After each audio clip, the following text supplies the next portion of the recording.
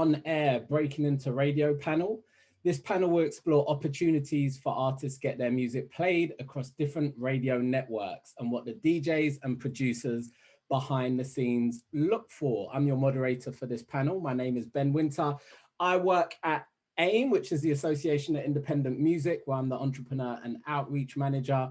And my role is to help music entrepreneurs successfully scale their businesses, as well as outreach to genres and ethnicities and people from different backgrounds, nations, regions that are underrepresented within the AIM membership. I'm also a music entrepreneur myself, and I manage many talents. I have a production company and a publishing company also. So I understand both sides, the trade body world, as well as the commercial sector.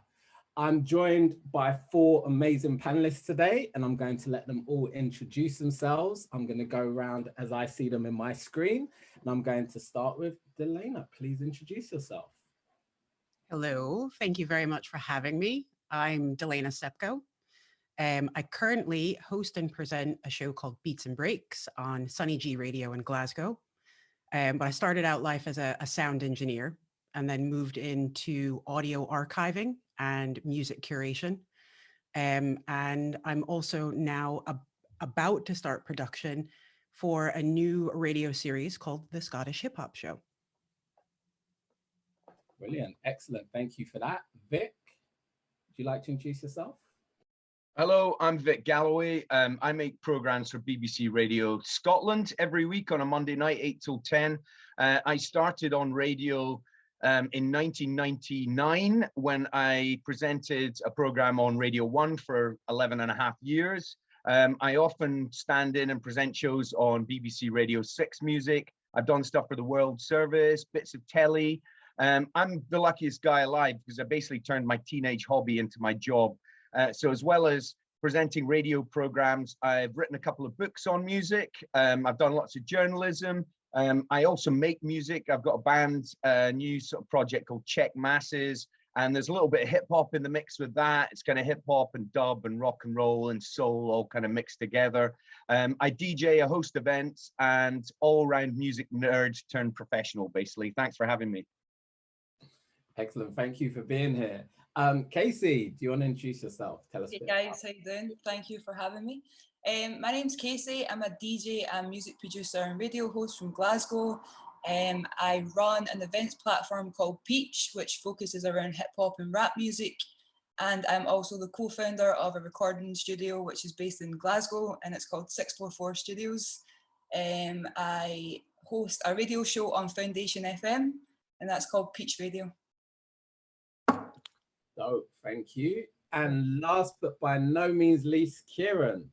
Hey guys, thanks for having me, Ben. My name's Kieran, and I'm a radio producer at Radio 1 and 1 Extra. Coming up to 7 years producing radio for the BBC now, and over that time produced almost every single specialist show on the station, from Charlie Sloth to Semtex, Shawnee B, David Rodigan, Kenny Allstar, and at the moment I'm producing the rap show with Tiffany Calver and the grime show with Sir Spyro. Great stuff, thank you, Kieran. Here's a little tidbit of information where we overlap. I started off as Semtex's MC. That's how I started in the business back in 20 some odd years ago. But we won't talk about that. All right, we're going to jump straight into the discussion. And just to remind you, this is a panel that's exploring the opportunities for artists to get their music played across different radio networks, and what it is that you guys, the experts, the DJs, the producers, look for when you receive music or artists approach you. So let's jump straight into it, and let's look at what are some of the radio shows in Scotland and in the UK which actively promote hip hop and grime music at the moment. Who would like to go? Vic? I'll give that a start. Well, I as I say, I've been doing 22 years of new music radio for the BBC, and I've right from the start, from 1999 onwards, I've tried to feature Scottish hip hop, but hip hop in general, grime and all its different offshoots, going right back to that first year of doing it.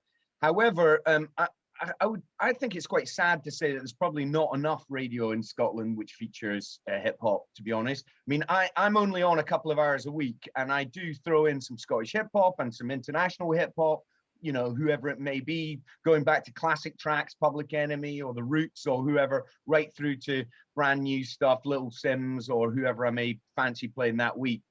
But I don't think, I mean, there's Sunny Govan, and I'll let Delaina chat about that, and Sub City and Fresh Air FM in Edinburgh and so on. But I actually don't think there is enough sort of coverage of hip hop and grime in Scotland. Obviously, we get Radio 1 and we get 1 Extra, and you know, they you know, provide that service that everyone's looking for, international hip hop and grime across all micro genres. So it's out there, but I think in terms of the local scene, and maybe Delaina and Casey can back me up or disagree with me or whatever, I don't actually think there is enough coverage on air, and certainly not approaching the mainstream. You've also got like Tune, which is a BBC music program, which goes out on the BBC Scotland TV channel, which does a little bit, you know, covers a little bit of hip hop as well. But I think by and large, Scotland hasn't really totally embraced hip hop into even approaching the mainstream culture. Okay. Do you want to add to that, Casey? Yeah, I definitely agree with you, Vic. I would say like BBC Scotland Introducing, that show, although it's not solely dedicated to hip hop, that is a show that, like yourself, Vic, that will still promote and play like emerging young talent on that show and make sure that they're still connecting with the scene. But in terms of shows that are here in stations as well, I think a good station is missing in Scotland, to be honest, that can get to that next level. There's a lot of community-led stations, online stations, but I personally think that with a lot of the presenters and the DJs is that they're a lot of the time they're students, and once they've finished studying, then their radio show maybe can't go any further because they can't see how they can maybe make it a full-time career or they can make money from it. So I think that Scotland is lacking in the terms of radio shows, but the UK as a whole, of course, you've got your 1 Extras and your Capitals, you've got Kiss FM, Ellie Prohan on there, and then stations like NTS and Rinse and Foundation FM, like they're all really solid stations, and I think that Scotland is maybe missing a bit of that. Would you agree? I also reckon, just to throw in just another quick tuppence worth, that a lot of radio stations and a lot of sort of more mainstream kind of curators still think of hip hop as kind of brand new music, i.e. just emerging. It's a new genre, and they're not necessarily aware of the fact that it's over 40 years old, and that you've got people in their 50s and 60s who grew up listening to and performing hip hop, and that actually that you could take a kind of older demographic station with older listeners, with people in their 30s, 40s, 50s, 60s, and you can throw in hip hop and they're not going to be scared. I think that's important to state. And I'd also say to what Casey was just saying, I totally agree with all of the people that she just mentioned. And I didn't even mention BBC Introducing with Phoebe and Shireen. They're doing great things for emerging new talent. Yeah, absolutely. Delaina, anything to add to that? Yes, I think, Casey, you've got a good point about a lot of the shows that do feature quite a lot of Scottish hip hop. They tend to be more at the community level or student radio level. And there's nothing wrong with that. But you're right, there is a transiency that goes with that. And they're not embedded, I suppose, into radio listening habits for people. In addition to Sunny G, Beats and Breaks isn't the only show at Sunny G that will play Scottish hip hop. I play a lot of it, but there are other presenters who don't describe themselves as playing hip hop that will play Scottish hip hop. So it's, I suppose, an understanding of who those presenters are, and just, you know, having a wee listen. There's quite a few of them, but there are 2 other shows that I wanted to give a quick mention about that are either partially dedicated to Scottish hip hop or entirely. One is a show by a fellow called Sean, who does Beats to the Rhyme up on North Highland Radio. He features a fair bit of Scottish hip hop, but also special mention to Texture and his Old Alliance show, which goes out on Radio Chaos Caribou, which is not as regular as some. It's monthly when he's in the groove, but it is an hour of entirely Scottish hip hop and usually features a pretty good length interview with an artist as well. So wanted to get those out there so people knew about them. I'm going to come to you momentarily, Kieran. Like for myself, I was up at just before lockdown. I spoke at Resonate Festival, and I remember I got approached by some hip hop guys, and I was not surprised, but they took me out in Glasgow for that. They're like, "Will you come and hang?" I was like, "Yeah, why not?" We went out into Glasgow, and they took me through the hip hop scene in Glasgow. I had no idea this existed. Being a Londoner, maybe I'm a little bit ignorant, but I had no idea it existed. And one of the things that I took away from it, though, was that there was a slight kind of belief that if they're to push their music, it wouldn't get played anyway.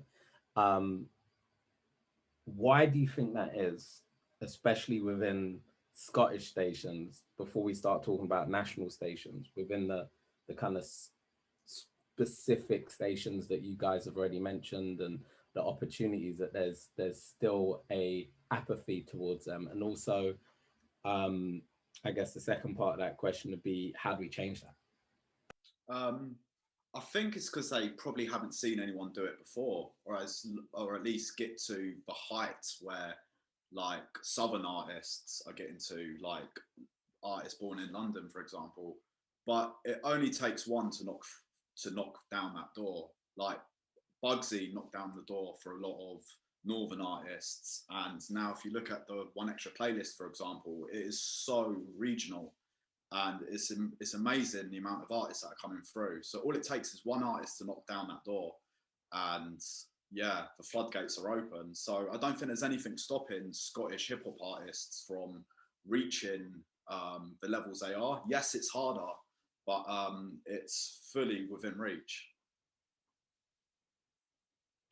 I know they're not strictly hip hop, but they have a hip hop element to what they do. Young Fathers, who just their studio is just like 2 minutes around the corner from where I live, where I am at the moment. They've won the Mercury Prize, and they've won the Scottish Album of the Year awards twice. So that's 60 grand in prize money.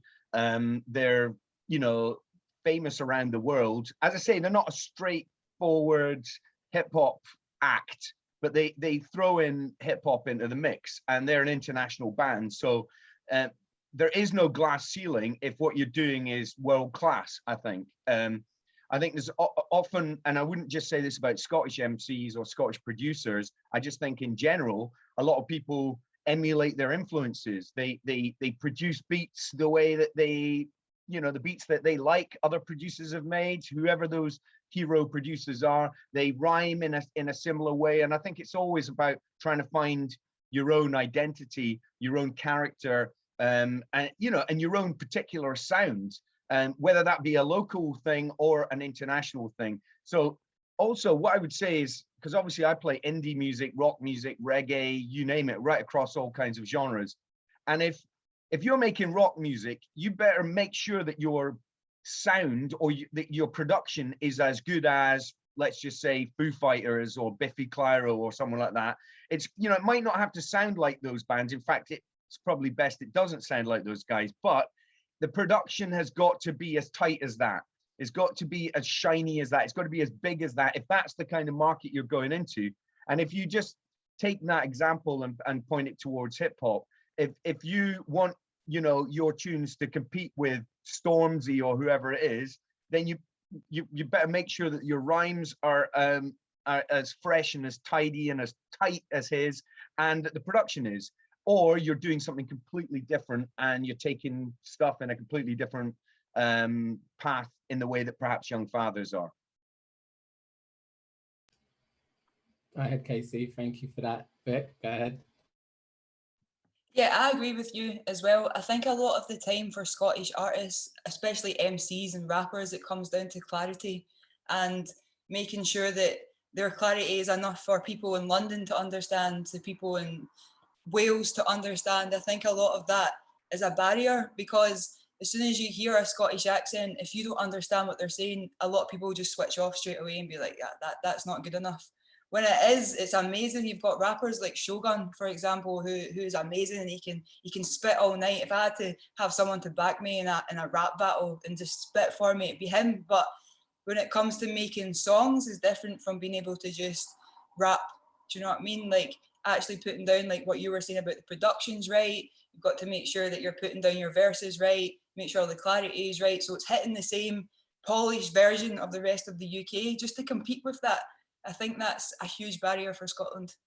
I'm glad you mentioned clarity there, because it is so important, especially for UK music as a whole. If you're going to break into America, for example, like Skepta had a really good America run, and I think the reason he did so well is because it was so easy to understand.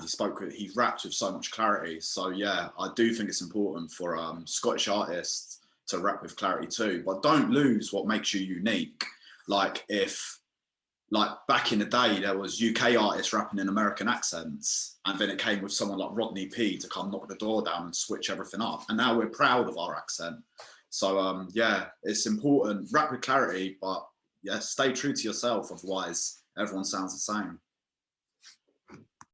You know, it's funny that you're mentioning that about English rappers rapping in an American accent, because seeing now with the Scottish drill scene, because there is a drill scene here, a lot of the younger talent that's coming through is rapping in a London accent. And even when they're talking at the start of the tracks, it's all in a London accent, but it's trying to make sure that they don't lose who they are, because that's what's going to make them stand out as well. It's just they're trying to make themselves fit in with the scene, because they feel that a Scottish accent wouldn't let them get any further, which isn't the right way to kind of do it. I don't think. You have to stick with who you are and get that across, and that's only how it's going to change. Like you said, it'll take one person from Scotland to change the game and break through. But it's funny that you're saying that, because we are hearing a lot of London accents on drill tunes just now. Delaina, do you want to add to that? I think I'm going to circle all the way back to the beginning of this and just say that one of the things that I've heard over and over again, meeting and speaking with Scottish artists, is there's this kind of frustration that feels like a chicken and an egg scenario where, like you were saying, Vic, the genre is not new. It's been going for over 40 years. And you know, during that time, I think folks have become used to being ignored. And there's a sense that's a little bit hard for folks to get out of at the moment. You know, that is something that they should be going for, that's something that they deserve, that recognition, that bigger stage. And that it's hard. And I'm hoping that Hang will help alleviate some of this, where people are frustrated because they haven't been recognized for so long, but there are opportunities there now that maybe didn't exist 10, 20 years ago. And so it's now about encouraging folk to go for them, for putting their names forward for things like Scottish Album of the Year, for the SAMAs, for coming and performing on Hang, stuff like that. Getting tracks into BBC Introducing, and actually getting out of that rut of, well, no one's interested anyway, why should I bother? And I think that also extends to things like going for funding to do projects, to do bigger work, and to get out of the track that they've been on for so long. And, you know, I think that we're at that kind of moment where I'm hoping that we can shift and move a bit beyond that mentality. And that's easy for me to say as a relative outsider, to see this happening, but to try and talk to somebody about, you know, maybe you should just put your name in the hat, because you know what's going to happen if you don't? Nothing. That's what's going to happen, you know, so you might as well go for it. So I'm sort of all things crossed that we're at that sort of tipping point at the moment. I think that's a really good point. And I think, you know, as I said, after my jaunt through Glasgow and the Glasgow hip hop scene is something that I really kind of took on. And at the time I was at PRS Foundation and really pushed for Scottish hip hop artists to apply for funding, like you said. And it's great to see that since then there's been a succession of hip hop artists that have received funding, that are doing well, that are moving forward.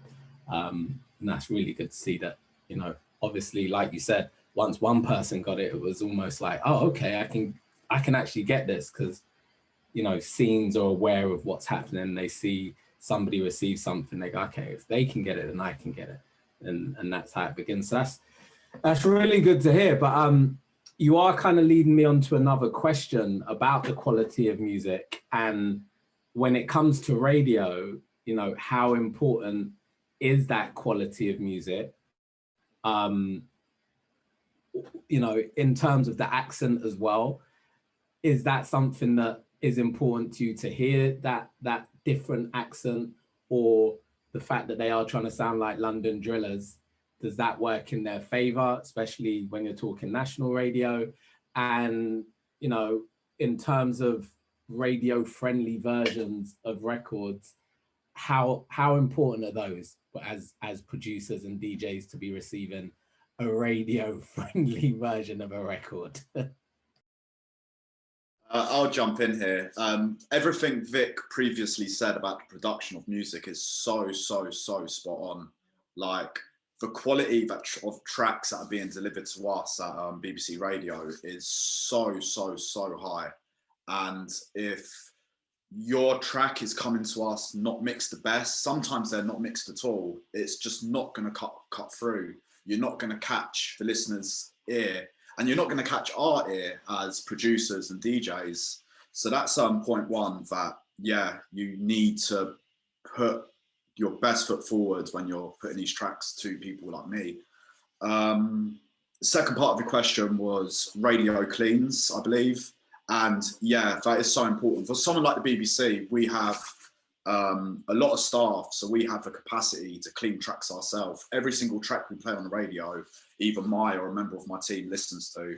But for stations who don't have the resources we have, if you're not giving them a clean version of the track, it's just another hurdle for your track to get played on a station. So it's so important. When you're sending tracks to DJs, always try and include the master version and obviously a clean, just to save our job. We're lazy. We need to make our lives as easy as possible, and I'm afraid that's the truth of it. Yeah, I would agree with that. I mean, the amount of times over the years that I've, you know, my producer and I have gone, this is a brilliant track, but we need to clean it up. I mean, over the years, I've played some ridiculous records on the radio. I remember we played Straight Outta Compton, NWA, on the radio with a radio edit, and it was basically like Straight Outta Compton, a beep beep beep beep beep beep beep beep beep. It sounded like Morse code for the whole record. It was ridiculous. There's also a swear edit if you want to go and check that out on YouTube, which is hilarious. It's just the swear words edited together. That'll make you laugh. But you know, if your track is absolutely chock full of, you know, lewd and crude language, then it's probably not the best tune to send to radio. If it's got a few choice swear words here and there, and that's in keeping with your, you know, your MC's kind of, you know, his usual or her usual sort of spiel, then that's fine.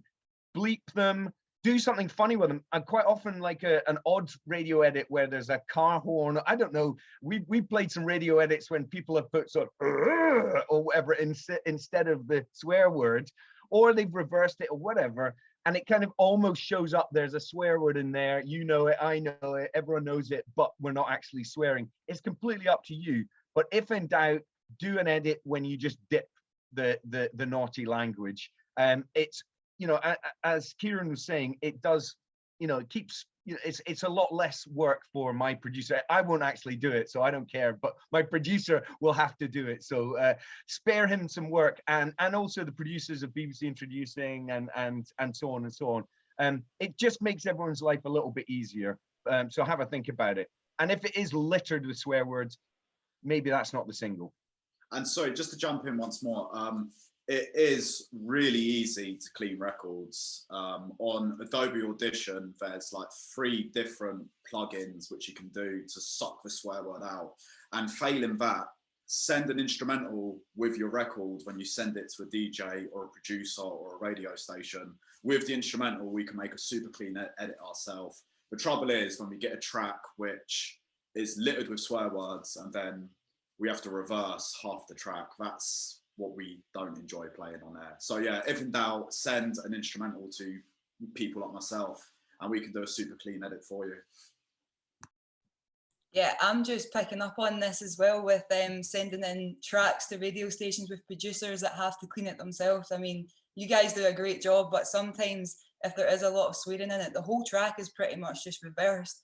Whereas if you've got a team with you and you've got an engineer that's mixed your track, I would definitely consider even paying for your extra clean versions just to send into radio stations. Like, one, it can stop you even getting played if you don't send in a clean version. If they can't get it cleaned in time for the show, makes your life easier. And then if your engineer can do it for you, it means it's easy.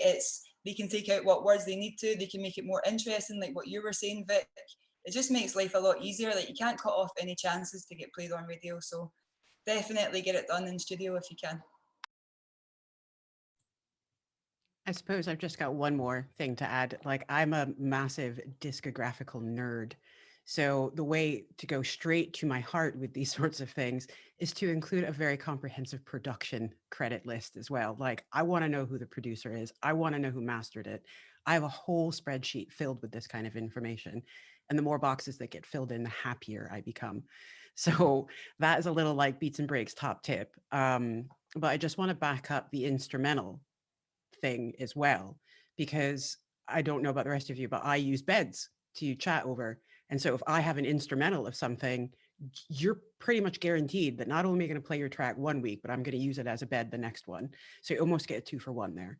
But I also sometimes like to have the explicit version just for my own purposes, because you never know when I might want to play it outside of a radio context at an event or something like that, where it doesn't matter as much. So basically, if you do the explicit, the clean, the instrumental, and production credits, you're almost in instantly for me. Like, that is, you've taken all the steps to enable me to play it straight away. So there we go. Top tip for Beats and Breaks. The bed thing is a good idea as well, because the amount of people over the years that have contacted me either by email or on Twitter or anything, just going, what was that track you were talking over at this part of the show? I might not even remember at the time, but I'll go back and check it and go, oh, that was so-and-so, so-and-so. And then they'll find it on whatever sort of platform they need to find it on. So it can be a weirdly enough, a way of, just people discovering your music, just, using it as a bed, or a DJ using it as a bed. And how important, or how do you guys respond to if somebody kind of has re-recorded it? 'Cause I remember when I used to manage a rap called Miniature, he done a track with Gets, which was quite an interesting one. And instead of just bleeping everything out and reversing everything, they actually recorded a clean version. We knew it was going to be something we'd send out. So we actually got them to change some of the lyrics to make them clean so it still made sense. How important is that kind of stuff to you? Or does it make a difference? The more you do, the better. That's a win in our books. So yeah, if you have the capacity to swap out words, like I remember there was an NSG track about selling drugs and they replaced it with selling stuff. And I don't know, it was so comical that it became a lyric which the One Extra audience would like rap harder than the actual explicit version. I don't know, it just resonated. And there's a few tracks like that which pop up over the years where the clean gets so much airtime, especially when it's amongst the record, it connects differently. So yeah, the more you do, the better. And while we're on the subject of like extra production, dub plates, that's another way to catch a DJ's ear. And I'm gonna come to that, yeah. Go ahead. Go ahead, elaborate. Go ahead. What's a dub plate? Go ahead, explain it. So a dub plate, it comes from back in Jamaican sound system days where you want it to be the most exclusive sound. So in today's world and today's culture, a dub plate is a track where you would drop in the radio station's name or a DJ's name, sort of to give them exclusivity. So I remember there was a track, it was called Kane, and I think it was by Grim Stickers. And I remember DJ Melody Kane had the greatest dub plate version of it ever, where he repeatedly shouted out Melody Kane, and she spun it to the cows come home. So yeah, it's basically a track where you include the DJ's name to give them sort of bragging rights, and it does see your track spun more than it probably would have been. I would definitely agree with that. I've not had many people dedicate many dub plates to me over the years, I'm sad to say, but I've had a couple, and it just gives you such a thrill, and it sort of makes you feel a little self-conscious. Well, it certainly did for me, but you can't help playing it. And again, I'll often play dub plates out. So if I'm DJing somewhere, someone shouting my name over the PA system, I mean, what's not to like? You know, it's a great way to start your DJ set. You know, I'm here and everyone knows it because the MC shouting my name. So yeah, great idea. Also, just going back to the radio edits and clean versions and different versions, I think a lot of people see it as selling out, you know, oh, I'm not going to clean up my tune because radio want it that way, or I'm not going to do an alternate verse because, you know, I mean it, man, and this is selling out. Well, that's the wrong single for radio. If you want radio play, these are all compromises. If you don't want to compromise, that's totally cool, but don't expect radio to get behind it, because for all of the things, all of the reasons we're explaining, these are reasons why you might sort of get your foot in the door. If you're not willing to do it, that's completely cool as well. And then maybe it's just a record to play out in a club or play on underground radio or whatever, but it's completely up to you. But I think a lot of people feel like it's you know, they're doing their art a disservice by doing something like this. I can understand that, but it's up to you, really.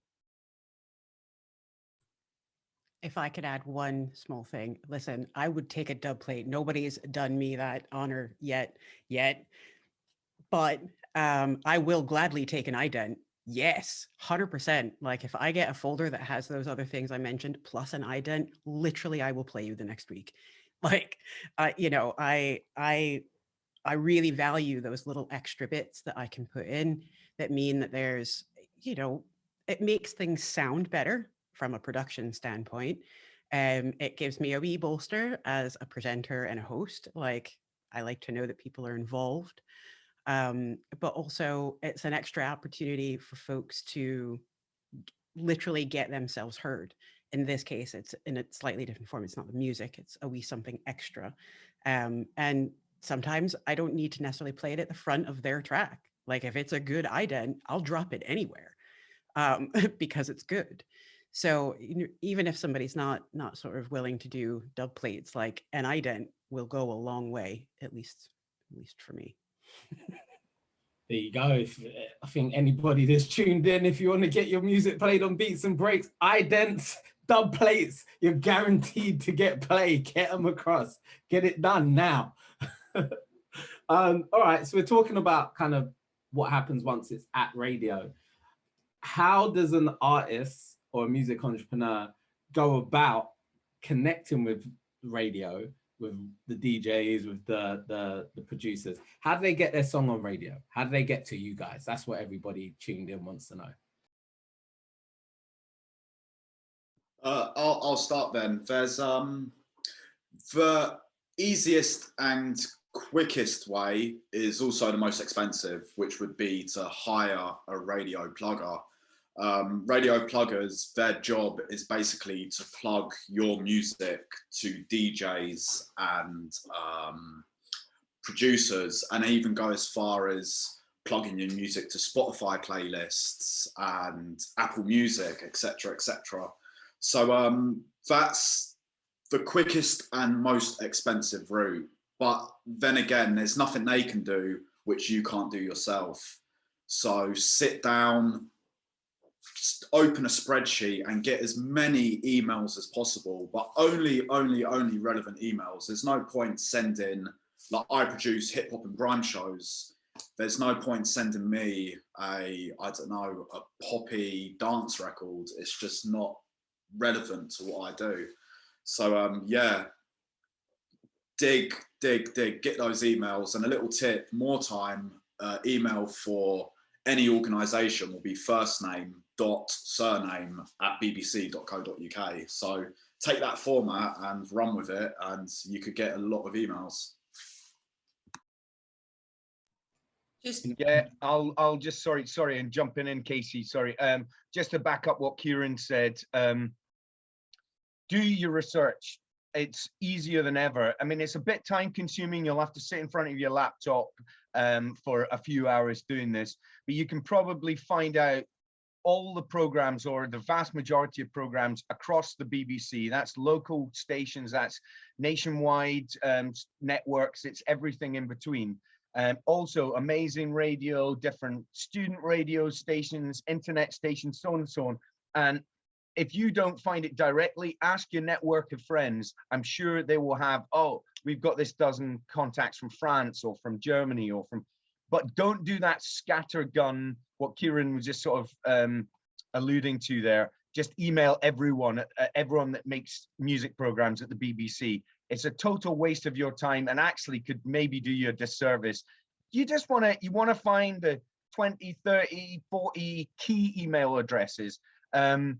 And if you can, this will take you more time, but actually find out when the programs are on, try and listen to the programs, listen to the kind of music that the DJs are playing. Because the amount of people that come up to me and say, are you Vic Galloway? And I'm like, yeah. And they were like, oh, brilliant. Do you mind if I give you my music? Not at all. I'd love to hear your music. Yeah. And then they hand over the CD or whatever it is. And then they go, what station are you on? What time's your show? You know, the amount of times this has happened is phenomenal.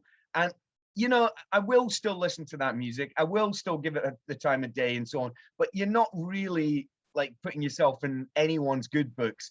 You know, basically energy, don't you? Yeah, it's just straightforward, isn't it? It's just like find out what network the person performs, like does a program on, and what kind of music they play. It's again, like Kieran was saying, I'm probably not going to play very much traditional folk music on my show. It just doesn't happen. I'm really eclectic, but I probably won't play middle of the road singer-songwriters and sort of folk artists. It gets covered elsewhere. Have a listen to my program. If you can't listen, just look at the track listings. But I'm sure Delaina and Casey can go further with this as well. Yeah, I agree. Exactly the same. Like, you've got to make sure that you understand who you're sending your music to. Like both Kieran and Vic already said, like, do your research, make sure you know who it is. Connect with us on social media. That's a great tool as well. Like, you have to knock down the doors. People can't come and just find your music. Like, obviously they can, but I mean, that's wishful thinking. Like, you have to make opportunities for yourself. So yeah, make sure you're sending them to the right DJs that play your style of music. And that's including all your local community stations, as well as your bigger One Extra, Capitals, Kiss as well. They're so important, because the community stations, if that's in your scene, that's what's going to connect to the clubs, and that's going to connect to parties, and it'll spread your music more, I think. But yeah, I agree with that as well. With, you were talking about, sorry, my mind has went totally blank here. That's it, radio pluggers. That's a great way to get your music out, but again, it's so expensive. If you've got that budget, PR companies are also great to get in touch with that can help. They've got like radio sections that you can push your music to as well. But at the same time, don't worry too much about budget, because you can do a lot of this yourself. You just have to spend a few hours, sit down, get your emails down, get your contacts down, and just give it a shot. Make sure you've got everything included in the email as well. Be careful with some of the pluggers as well. I wouldn't want to name and shame anyone, because I wouldn't know from the sort of DJ's perspective, but from a band or artist perspective, you can end up paying people a lot of money, and what they're basically doing is what you could do for free, which is sending, you know, a bunch of emails out. And they might not push that hard on your behalf. They might not actually. So you could spend £1,000, £1,500 on something, and basically they're emailing a database, and that's it. You could, with a bit of extra legwork, get that database yourself and send things out and save yourself 1,500 quid. Because it's not just the money, it's also once you've paid someone, you kind of want results. And if you don't get results, it's super disappointing, and it can make you feel shit about your music and your art and so on as well. Just to piggyback on the back of that, if you do go the plugger route, ask to see what other artists they're already representing, because if you as a grime or rap artist employ a dance music plugger to plug your music, it won't have the same effect. The pluggers who plug grime and rap music to me, I know them really well. And so when their email pops up, I know more often than not, they've got really relevant music, which is tailor-picked for my show. If another plugger who specializes in dance music pops up, I'm less likely to click on that email right away. So yeah, make sure you get a plugger who specializes in your genre. It's just that added thing which really connects to DJs and producers. Delaina? I suppose I might be in a slightly different position than the rest of my fellow panelists in that I'm a volunteer presenter.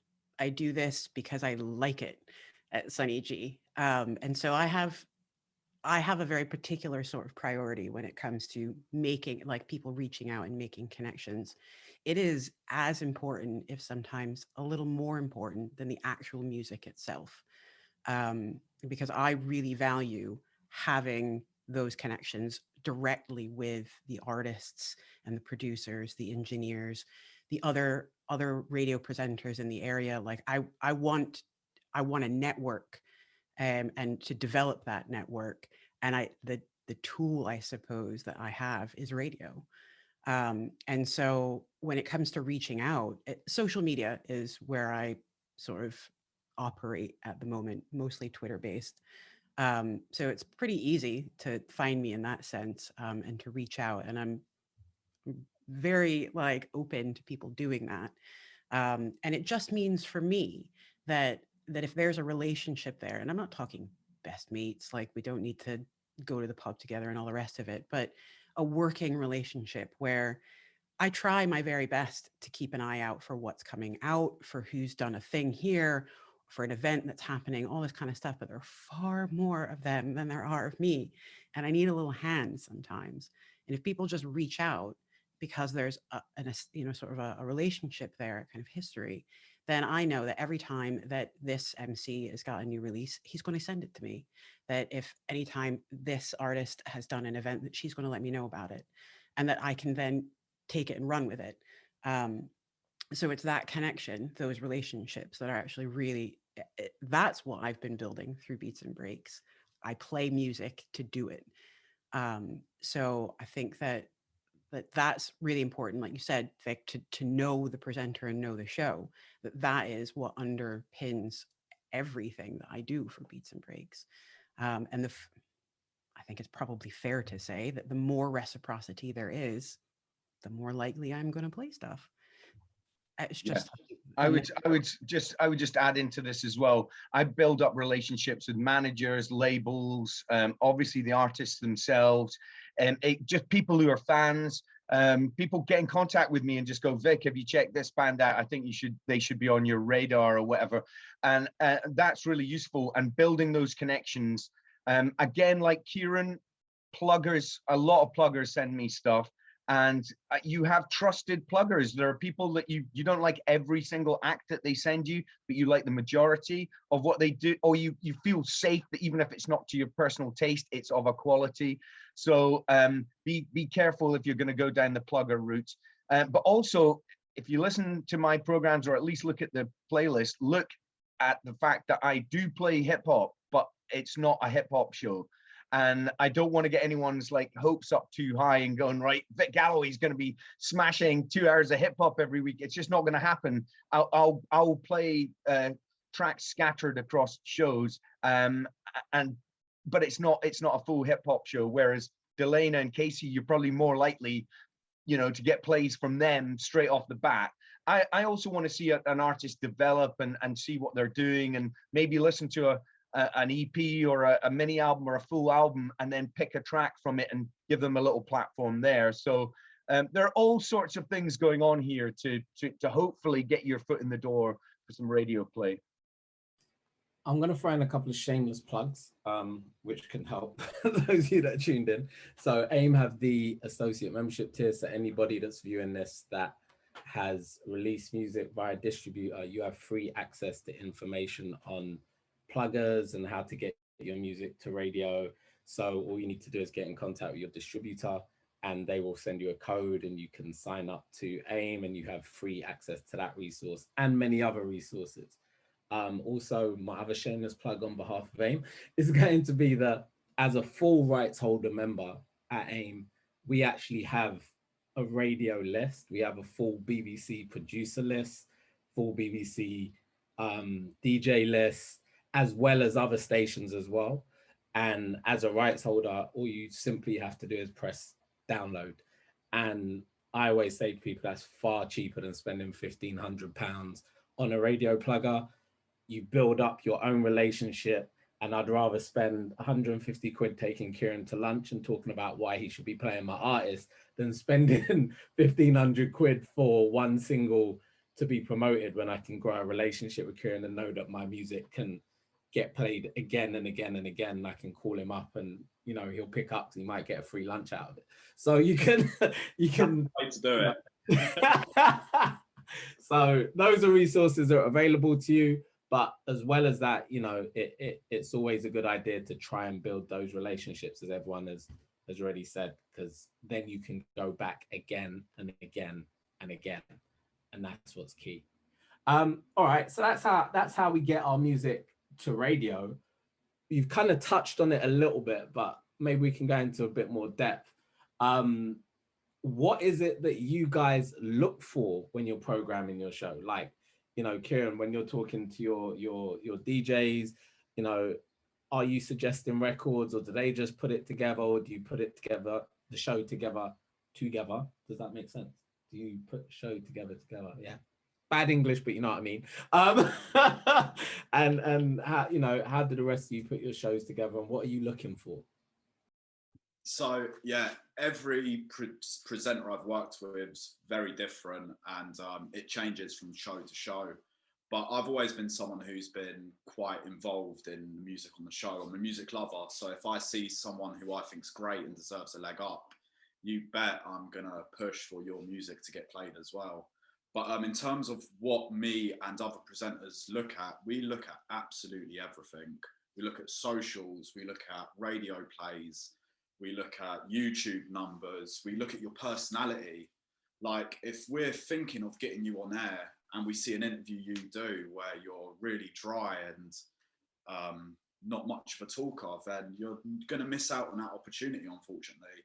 So yeah, it's 360, and especially when it gets, if your music's being discussed at like playlist talks in radio station or Spotify, etc., etc. We have tools at our disposal which show us on a spreadsheet the pickup of your track. So yeah, you need to be hammering it on every single avenue, because we look at everything. Thank you for that. I just purely listen to the music. We obviously, if we're choosing between 2 or 3 or 4 artists, because I've only got limited airtime, and most people do, I will look at socials, and I'll look at things like, you know, work rate. Are you busy? Are you touring? Are you putting your back into it? Or are you literally putting a tune out into the world and sitting back and going, we're amazing, come and find us?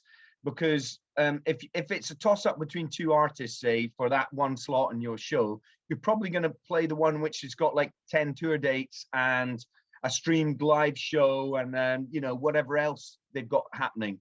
If you've got stuff happening, it helps your corner.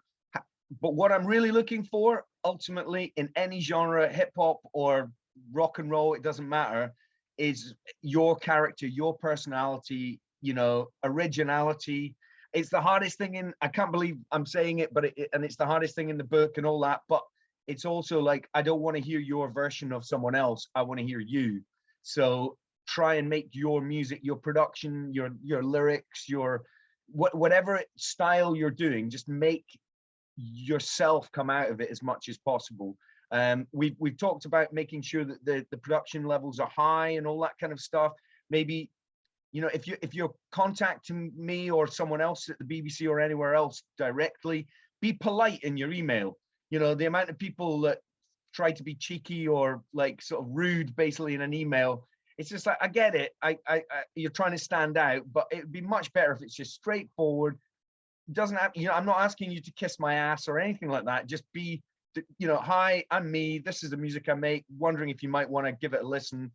You know, get, you know, a SoundCloud link, or, you know, links to your socials, a little bit of biog, not like a 20-page, you know, kind of essay. I just want a little chunk, some notable highlights. We've supported them. We've done this. We've been playing on One Extra. We've had, you know, just a few little highlights and contact numbers and contact details. So you can do it all in one brief, straight to the point email, an introductory paragraph, some links, and links to stream and download the music. Because if we like it, we'll want to download it and have a copy of it. Initially, we'll probably just want to stream it. And because of the BBC and the wonderful introducing uploader, if you upload your track and biog and so on to introducing, then Kieran, myself, and anyone else who's got access to that introducing uploader will be able to go and find your profile, listen to your tunes, read a little bit about you, hit your Facebook, Instagram, Twitter, whatever we need, and take it from there. So it's just being straightforward in your communication, but making the music stand out. Excellent. Thank you for that. You all kind of mentioned social media, and I know something that the audience are probably thinking is, you know, do the social media numbers matter? Do the streaming numbers matter? How important is that to getting the record played? And if it's a brand new record that you haven't put up on social media yet, not social media, on the DSPs yet, on Spotify or Apple, but you're looking to get the traction at radio first, does that make a difference? Should that, you know, how should somebody be putting their music out effectively in that way? Something I've noticed recently, which seems to be really effective in R&B, and it's happening more in hip hop now. There's the Colors session, which is based in Germany. This is just one example. As of recent, R&B artists have been releasing their song on Colors first.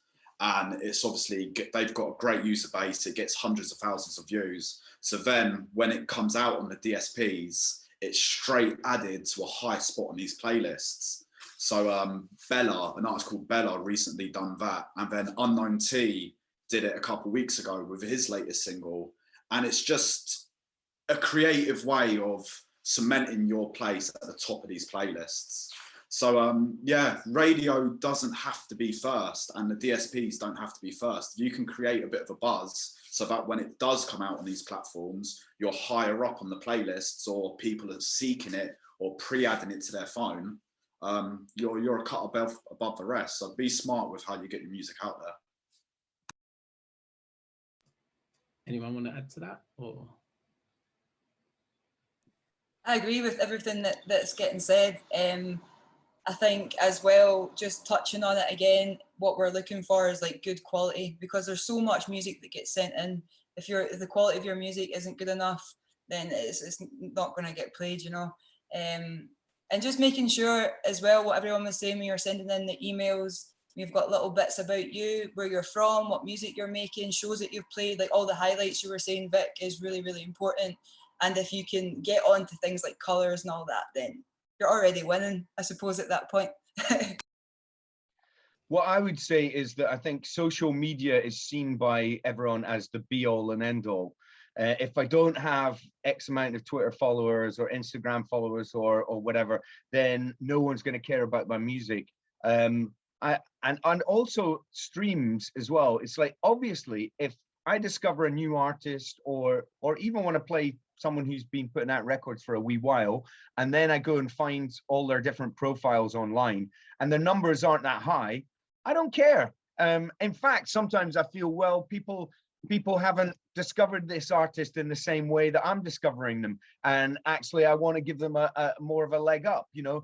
To be honest, I don't want to live in a world where statistics rule either. I believe in, you know, humans discovering other humans' art and work and so on, and connecting with it on a very organic level. I mean, don't get me wrong, I use all these streaming platforms. The algorithm helps me just like it helps everyone else every now and again.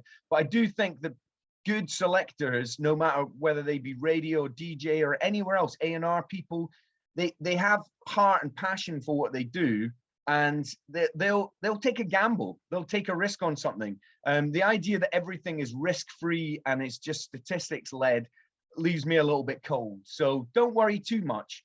Hopefully all your numbers will, you know, go up and up and up as time goes on. Initially, get your art, your music, your personality, you know, within your art out there. And all the other stuff will hopefully take care of itself in time. It might not, but, you know, hopefully it will. I suppose for me, socials they're simply a means of communication. That's how I connect and get information from people. I don't have the capacity or the interest to be looking into everybody's stats. And I totally agree with Vic on that. Like, I don't want to live in a world where those things rule. So awesome if folks have managed to achieve that, but it's nowhere near a deal breaker for me. I think I've got some slightly different things that I look for when I program. And yes, all of the things that everyone else has said, like I support to, you know, an extent. But since the very beginning, it's been very, very, very important to me to make Beats and Breaks a gender balanced 2 hours. This is the hill I will die on. And so every week, it is a split balance between male and female artists, and I will not be happy with a show if it goes out any other way. So I am going to put that one right out there, that like, if I get tracks from female artists, you bet I will consider them ahead of others. I make no bones about that. The other thing that I am particularly keen to support are contributions from LGBT plus artists, another demographic that has not been treated particularly well by hip hop or grime. And so that is also really, really important to me. It's not to say that that will necessarily get you straight through the door. We've talked about all the other things that need to be in place, but certainly if all of those criteria are met and it's a choice, I'm going to make it that way. So I think that's probably, I'm pretty vocal about that. But in case you haven't met me before or you've never listened to Beats and Breaks, that is the sort of space that I'm creating, at least my 2 hours every week. Excellent. We love to see that. We love to see that. So yeah, if you're female identifying, if you're LGBTQI+, get your records across because they're going to get played. So or anything in between, that's cool too. Or anything in between. But especially if you belong to those groups, then get it across, get it played, Beats and Breaks. There you go. We're going to wrap this up because we're running out of time. So what I'm actually going to do, I'm going to ask you one very quick question that I'd like you all to answer really quickly, and then I'm going to let you guys finish with a final word. So I'm just going to ask you this final question, which is, how important is it for your music to be playing at a regional station, a local station, a community station, a pirate station? Like, I know a lot of people that often ask me, you know what, I need to get my record played at BBC One Extra or Radio 1 or KISS, Capital Extra, etc. But how important is it to connect with those stations? What are your thoughts on that? I'm biased, but I think it's really important. Like, I see radio as the bits in between the music. If you just want to hear music, you can go to Spotify. But what radio does is connect you with your listener, just as social media would. So I think if you get your music played on any radio station, it doesn't have to be as big as BBC or Capital or whatever, but we're helping you convey yourself, your brand across to the listener. So I think radio is beautiful, radio is powerful. So really consider getting your music to us, please. I agree. I'm a massive radio fan as well as someone that works on it. You know, I listen to a full range of radio stations. So I love BBC Radio 4, for example, when I need news and drama and documentaries and topical stuff, and I'm musicked out, I'll go to that. But also I listen to local stations, you know, internet stations and so on. And I completely agree with Kieran. I think that if you just want to hear tune, go to your streaming service of choice and put on the, you know, random button, and the algorithm will take care of you. But if you want human selection, interaction, and also, you know, people passionately supporting your thing, then radio is the best place to be. And don't feel like, even though if you're making hip hop, you want Radio 1 and 1Extra to be playing your stuff. It doesn't really make that much of a difference if Vic Galloway plays it or if BBC Introduced in Scotland plays it. You want 1Extra, you want Radio 1, we get it.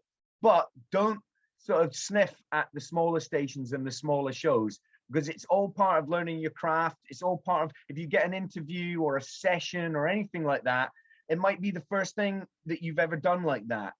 Don't take it for granted. It's a great stepping stone, hopefully, to bigger and better things. But all play, all support is good. Casey, your thoughts?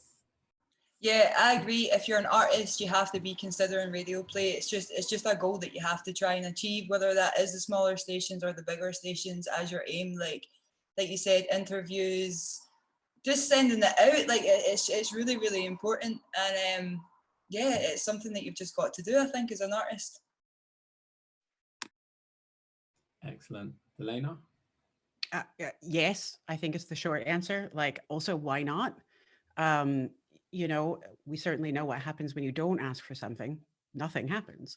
So you might as well have a shot. And, you know, I think this is a safe enough space to say sometimes I worry that because I have a show on community radio that's somehow less. But what I want to emphasize is that that's not the case. It's a totally different like platform, you know, or not totally, but there are different benefits to going for community radio. There's the potential of more airplay because there's less competition. So there's that benefit.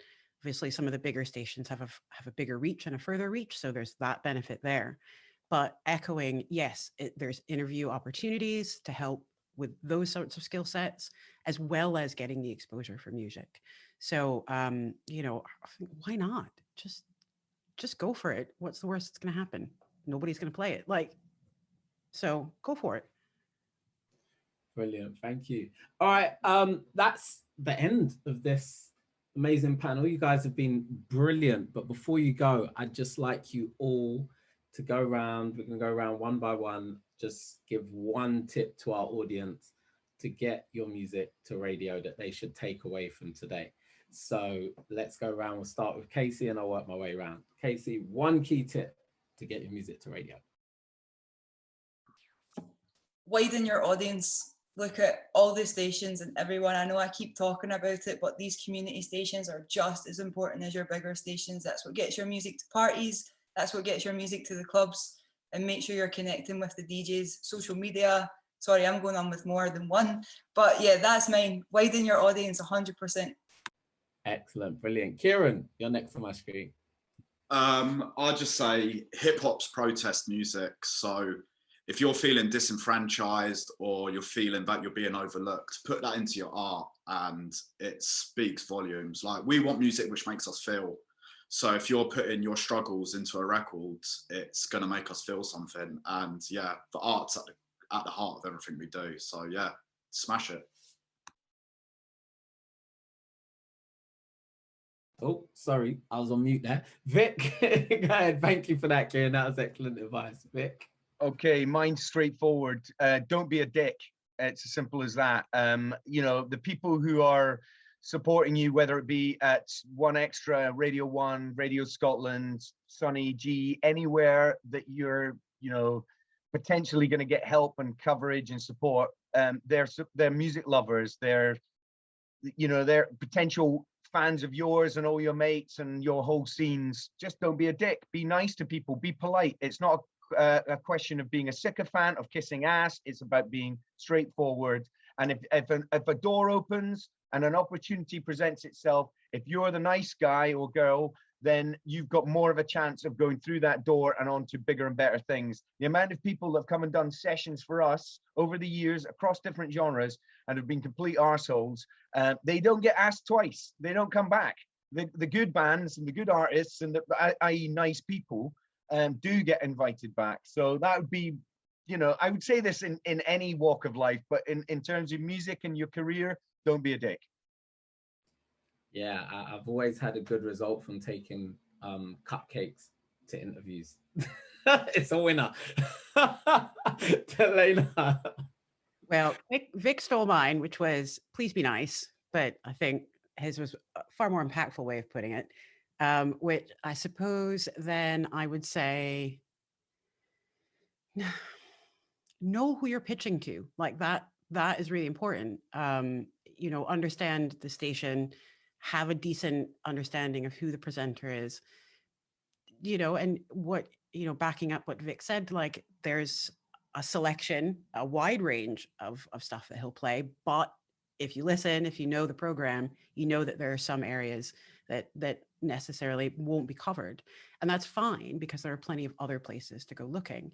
But just to make the most for your effort in that sense, like just choose wisely and target those, and then you'll probably have a better chance.